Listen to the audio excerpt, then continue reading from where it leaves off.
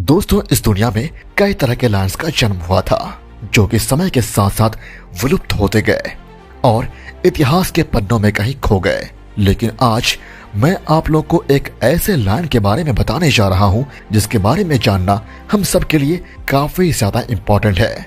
और ये भी कि अगर आज भी वे लायन जिंदा होते तो दुनिया किस मुकाम पर होती।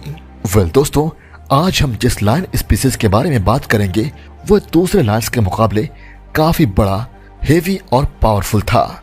आज हम लोग बात करने वाले हैं बारबेरी लायंस के बारे में, जिसके बारे में शायद ही आप में से कई लोग जानते होंगे।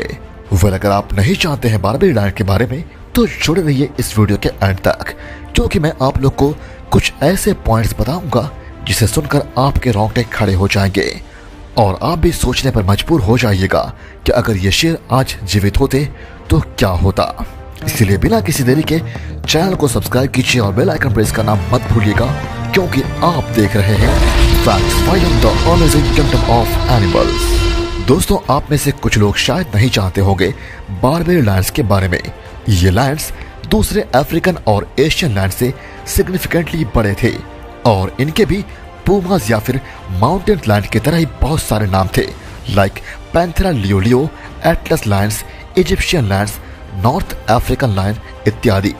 इन सारे नामों में नॉर्थ अफ्रीकन और एटलस लायन उनके दूसरे नेम्स में सबसे पॉपुलर थे, क्योंकि ये लायंस अफ्रीकन कॉन्टिनेंट के उत्तरी हिस्से में रहते थे, जैसे कि मोरक्को और अल्जीरिया जैसे प्रमुख देशों में। और ये लायन जिन एरिया पे रहते थे वो थे एटलस माउंटेन्स, जिनके वजह से इनको एटलस लायन का भी नाम दिया गया था। एक एवरेज बारबेरी लायन का वजन 270 केजी से लेकर 300 केजी तक का हो सकता था और उनका अयाल काफी गहरा और काले रंग का होता था, जो उनके गर्दन से होते हुए उनके पेट को टच करती थी। दोस्तों, आपको जानकर हैरानी होगी कि बारबेरी लायंस एकमात्र वो लायंस थे जिन्होंने रोमन ग्लैडिएटर्स को फेस किया था। दोस्तों, रोमन एम्पायर सीजर के टाइम बारबेरी लायंस का सबसे ज्यादा इस्तेमाल हुआ ग्लैडिएटर्स के साथ फाइट में। वैसे देखा जाए तो बारबेरी लायंस सिर्फ रोमन एम्पायर तक नहीं पहुंचे। आज यूरोप में कई जगह लायंस के सिंबल के रूप में ये देखे जाते हैं। फॉर एग्जाम्पल, हाउसेस के फ्लैग्स, स्कल्पचर्स और प्रमुख जगहों पे। दोस्तों, यूरोप में जो लायंस के स्टैच्यूज या सिंबल देखे जाते हैं वो मेनली बारबेरी लायंस के होते हैं।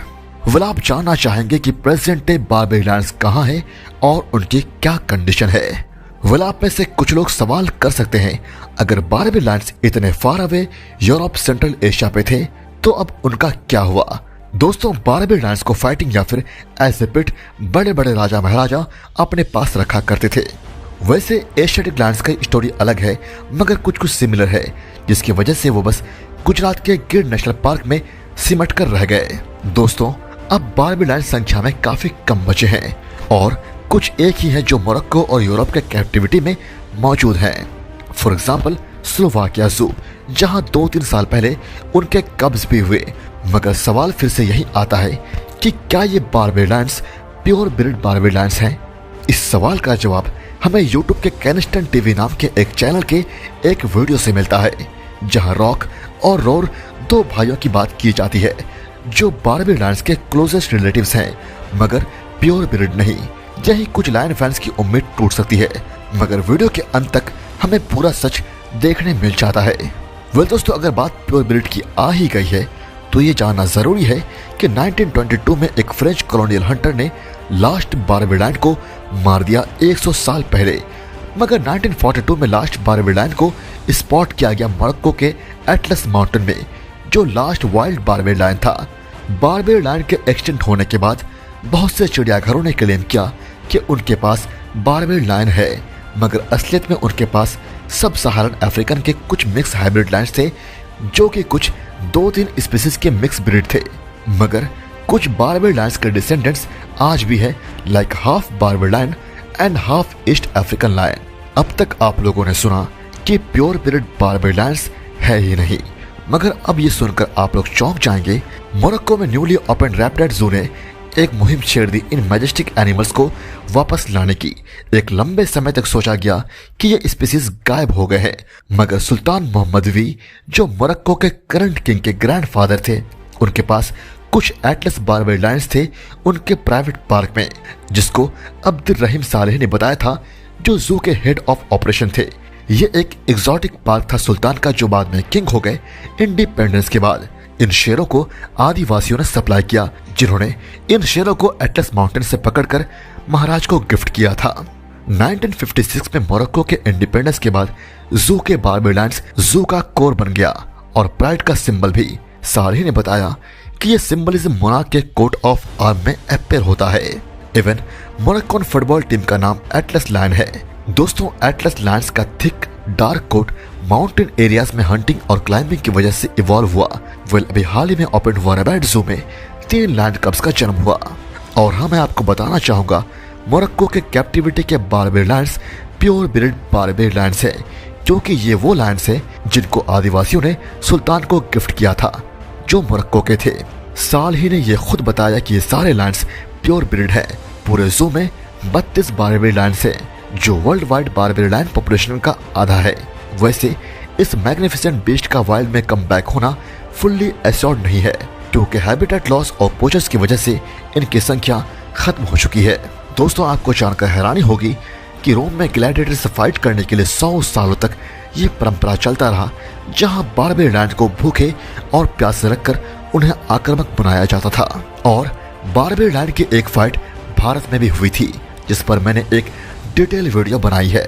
उस वीडियो को आप जरूर देखिएगा अगर आपने नहीं देखा है, लिंक मैंने डिस्क्रिप्शन में दे दिया है। दोस्तों, इतिहासकारों ने कई पेंटिंग्स में लायंस या फिर बारबेरियन लायन को क्रिमिनल की तरह दिखाया गया, जो कि इंसानों पर हमला किया करते थे। दोस्तों, रैबिट का पार्क 1200 एनिमल्स का घर है, जिसमें 120 स्पीसीज रहते हैं। मगर बारबेरियन लायन को प्रिजर्व करना और उनके नंबर्स को बूस्ट करना वर्ल्ड के दूसरे कंट्रीज के जूस के साथ एक की ऑब्जेक्टिव है पार्क ऑफिशियल्स के लिए। सालेह ने बताया कि इन एनिमल्स का प्रोडक्शन हमारी की प्रायोरिटी है।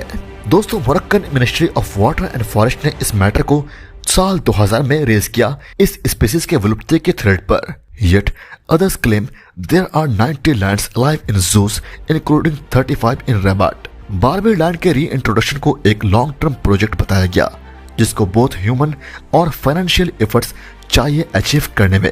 बारबेरियन लायन के फॉर्मर पॉपुलैरिटी एज ए जू एनिमल ने लोगों में इसका क्रेज बढ़ाया और इसे वापस वाइल्ड में री इंट्रोडक्शन करने के लिए कई सारे मुहिम चलाए गए। और ऐसा करने के लिए बहुत सारे चिड़ियाघरों ने मेटिंग प्रोग्राम प्रोवाइड किए इस स्पीसीज के पॉपुलेशन को बढ़ाने के लिए। वाइल्ड लिंक इंटरनेशनल और ऑक्सफोर्ड यूनिवर्सिटी कोलैबोरेशन ने उनका ambitions international Barbarian lion project शुरू किया। ऑक्सफोर्ड यूनिवर्सिटी ने सबसे लेटेस्ट डीएनए टेक्निक का इस्तेमाल किया बारबेरियन लायंस के फिंगरप्रिंट्स को आइडेंटिफाई करने में। रिसर्चर्स ने म्यूजियम से बारबेरियन लायंस के बोन सैंपल्स लिए। उनके फॉसिल्स यूरोप पे थे।